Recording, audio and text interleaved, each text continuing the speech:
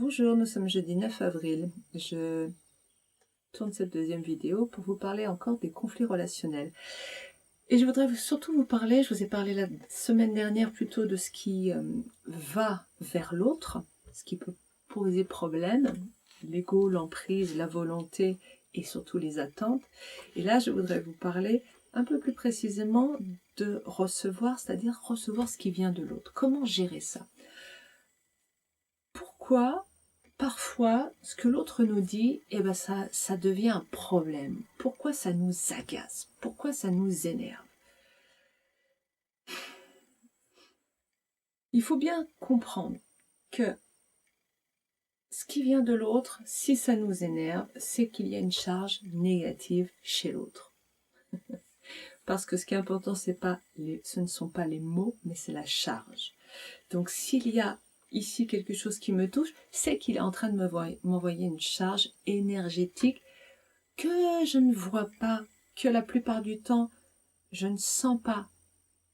Et lui non plus. Mais en réalité, c'est ça le problème. Alors comment on peut faire si on ne sent pas, on ne la voit pas? Eh bien, vous pouvez en prendre conscience par vos réactions. Si vous réagissez par la colère, l'agacement, par une émotion négative, c'est qu'il y a un problème. C'est qu'il y a quelque chose d'énergétique. Ok.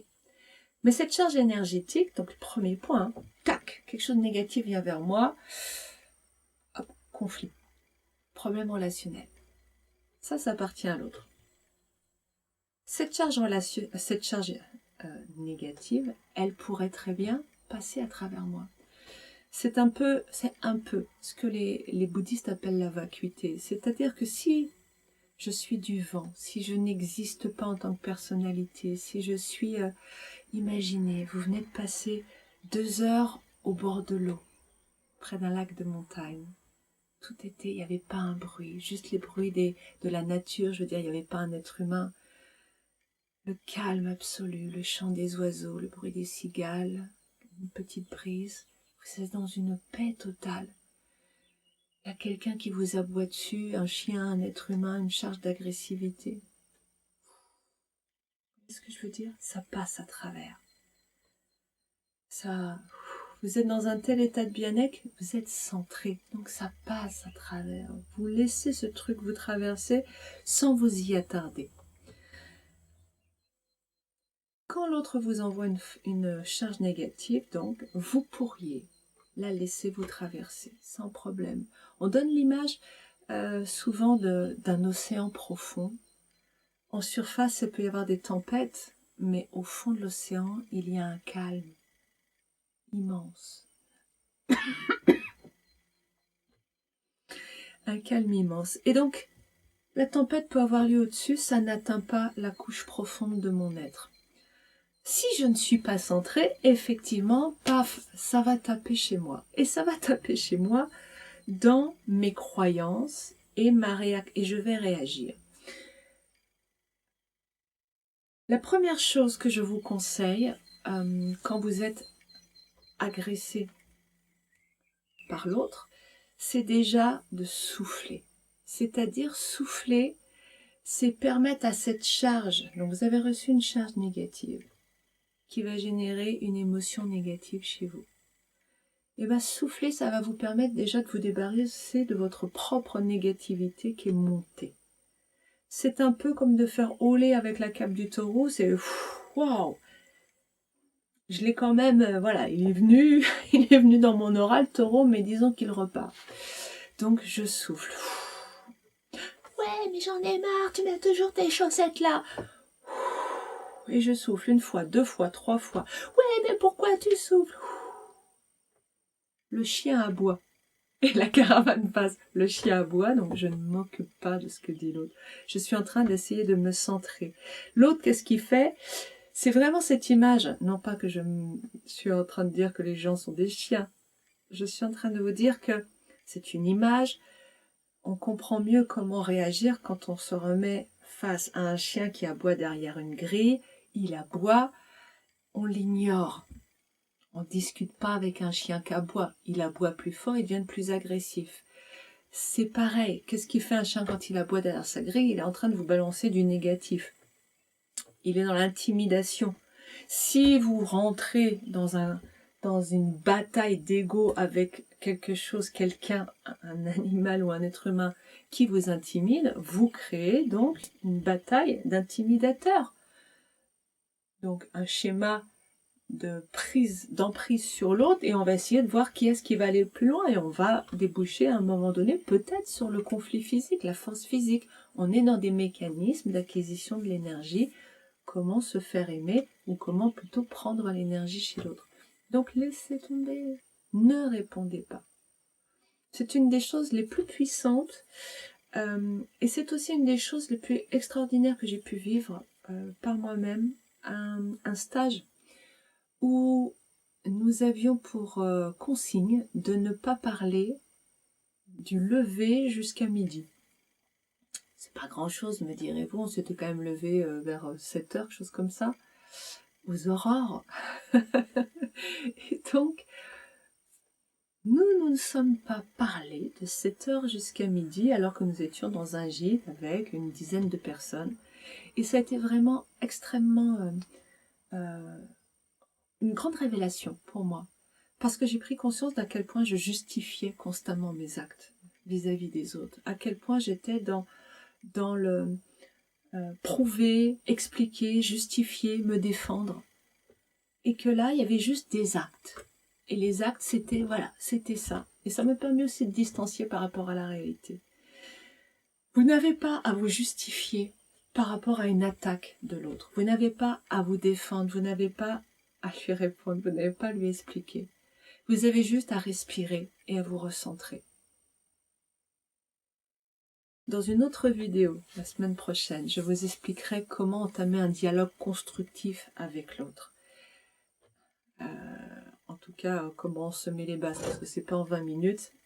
Ce sont des stages entiers d'une vingtaine d'heures pour arriver à manier tout ça. Mais voilà, en quelques mots, je peux jeter quelques bases avec vous. Comment arriver à une communication qui nous permette vraiment d'avoir une relation authentique et d'avancer dans notre relation. Là, on est sur comment survivre à ce conflit et ne pas faire on est sur la trousse de pansement un peu. Vous voyez ce que je voulais dire? Vous voyez ce que je veux dire? Donc, je souffle plusieurs fois. Je ne réponds pas. C'est un chien derrière une grille en face de moi. Quand je sens de l'agressivité, de la tension, je ne réponds pas. Évidemment, ça peut augmenter l'agressivité de l'autre, momentanément. Pourquoi? Parce que son négatif vient sur moi en quête de ma négativité pour se nourrir. C'est ce qu'on appelle le ping-pong énergétique. On répond avec agressivité, l'autre répond encore plus fort. Pourquoi? Parce qu'il a pris la première charge de négativité à laquelle s'ajoute la sienne propre, qui renvoie doublé à l'autre, etc. C'est pour ça que l'on passe de « oh quand même t'exagères » à « dégage de chez moi yeah !» et une claque et un coup de poing, etc. C'est ce ping-pong. Donc, la première étape, c'est de ne pas l'augmenter. Et c'est pour ça que l'autre peut réagir encore plus, venir vous chercher davantage, parce que son négatif n'a pas trouvé nourriture. Donc, c'est pas possible. Il a faim, donc il vient une deuxième fois. Pour éviter cela, la seule réponse que je vous conseille, et il n'y a pas à discuter avec l'autre, la seule réponse c'est « je me recentre et je te répondrai après ». Okay. Il y a un besoin de sens chez celui qui va vous parler, qui ne sait pas qu'il est dans la négativité, qui n'en a pas conscience puisqu'il est piloté à ce moment-là par son négatif. Voilà. Je souffle une fois, deux fois, trois fois. Je te répondrai plus tard quand je serai centré. Si vous pouvez prendre de l'espace pour vous recentrer, vous le faites. Si vous ne pouvez pas, vous soufflez. Ça ne suffira pas. Comment faire davantage pour se recentrer? Alors, je crois que j'ai fait des vidéos il y a fort longtemps sur le centrage. Si je ne l'ai pas fait, qu'est-ce que je peux vous donner comme petite chose? Parce que si vous ne pouvez pas vous isoler, il faut quand même réagir assez vite dans le sens où, de toute façon, l'autre, il est en train d'aboyer derrière sa grille face à vous dans un combat. Ok. Vous imaginez par exemple, vous soufflez et vous imaginez qu'un vent passe à travers vous, que les propos de l'autre vous balayent. Vous balayent. Voilà, comme un vent, vous sentez et vous êtes toujours là. Vous pouvez aussi imaginer, inspirer et inspirer en imaginant que vous rentrez dans la terre. Quand j'inspire, je sens mon diaphragme qui descend et qui vient chercher des racines dans le sol. J'inspire et je m'enracine et je souffle. On peut imaginer aussi que la négativité de l'autre passe à travers nous et remonte vers le ciel et la lumière au moment de notre souffle. Ok. Trouvez, avant que ce soit un conflit, trouvez à l'intérieur de vous quelques images qui vous permettent de revenir au corps. Vous n'aurez pas le temps de déclencher une méditation, vous n'aurez pas le temps de dire voilà, je sens, je relâche mon front, mes sourcils, voilà, je prends conscience du contact. Vous vous faites agresser par un chien qui aboie. Donc c'est difficile là de prendre le temps. Vous avez besoin de quelque chose qui soit de l'ordre d'une esquive. Ça peut être aussi imaginer un mur de briques ou une paroi de verre, paf, qui se met en place instantanément. Et ça peut être tout ça en même temps. Paf, la paroi de verre, je souffle, ça me traverse, je ne suis pas là, je n'existe pas en tant que personne, c'est juste un son. Et c'est vraiment un son qui passe, voilà, qui rentre par une oreille, qui sort par l'autre. Ok ? Trouvez ce qui vous correspond le mieux, expérimentez-le et voyez. L'idée étant, ce que dit l'autre est une chose, la charge qu'il envoie en est une autre. Donc je pourrais répondre à l'information qu'il me donne, par contre, je refuse de prendre sa charge énergétique. Ça ne veut pas dire que je vais rentrer en combat avec lui, très important. Je lâche prise, je laisse passer. Vous ne pouvez pas être en guerre contre la guerre. C'est ça une des erreurs fondamentales de notre société aussi, puisque forcément, elle va à l'inverse du bien-être. Comment je peux amener la paix par la guerre? Ça n'a pas de sens. Beaucoup de mouvements dans le monde, ou même nous-mêmes, nous voulons calmer les gens en criant dessus. « Oh, tu vas arrêter de crier, hein !» Et on entend ça souvent, les maîtres qui crient après leurs chiens, ou les parents qui crient après leurs enfants « Mais calme-toi !» Mais ça n'a pas de sens. La paix se diffuse. La guerre, elle fait un ping-pong. Donc, vous ne pouvez pas répondre par la guerre à la guerre. Vous ne pouvez pas lutter contre l'agressivité de l'autre. Vous ne pouvez que répandre votre propre paix. Ok ?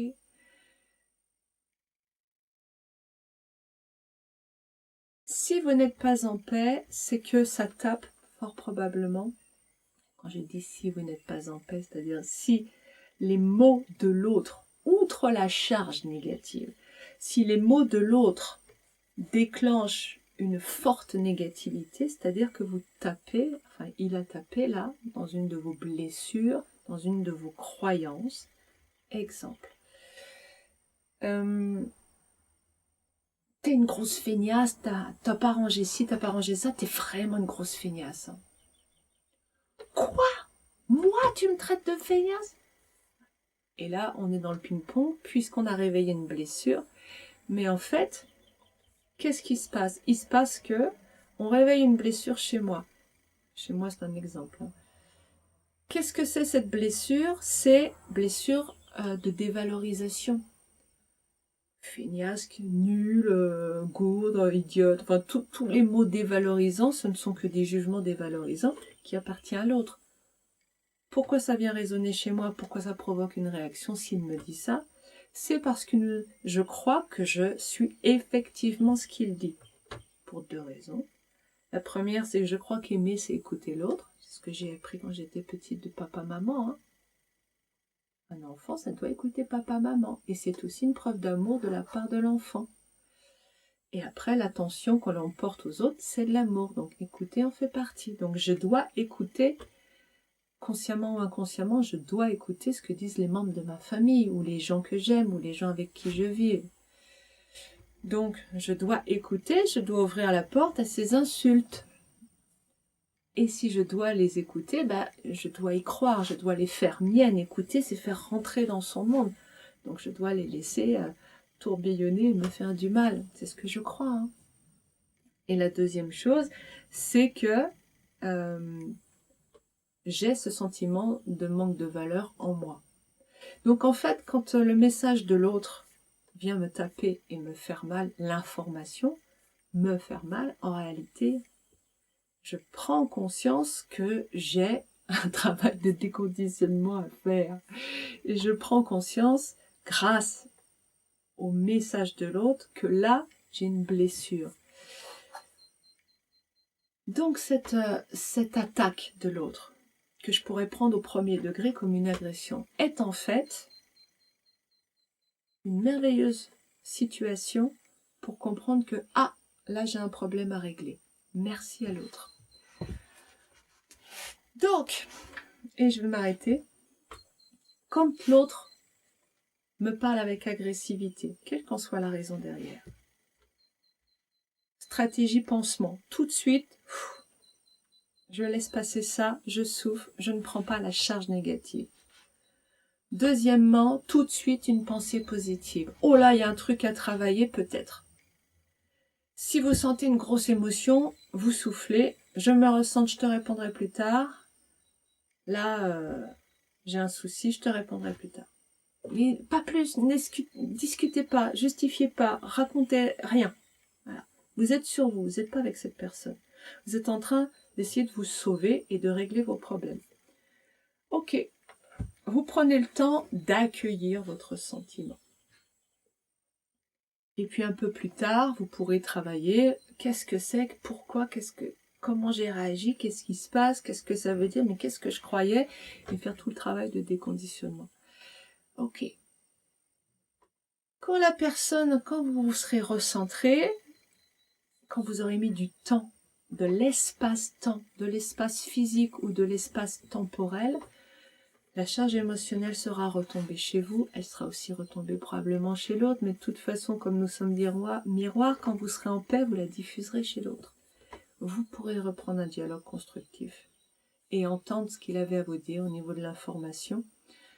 Et comme je vous l'ai dit, la semaine prochaine, je vous parle de comment transmettre des informations sans charge affective, sans violence derrière. Violence entre guillemets. Hein. Voilà, je vous souhaite une belle semaine. Pensez à vos stratégies d'urgence, prenez bien soin de vous et puis diffusez de la paix. Ça c'est beau, diffusez de la paix en vous et autour de vous. C'est ce que vous pouvez faire de mieux pour tout le monde, en confinement et ailleurs. Allez, à bientôt. Au revoir.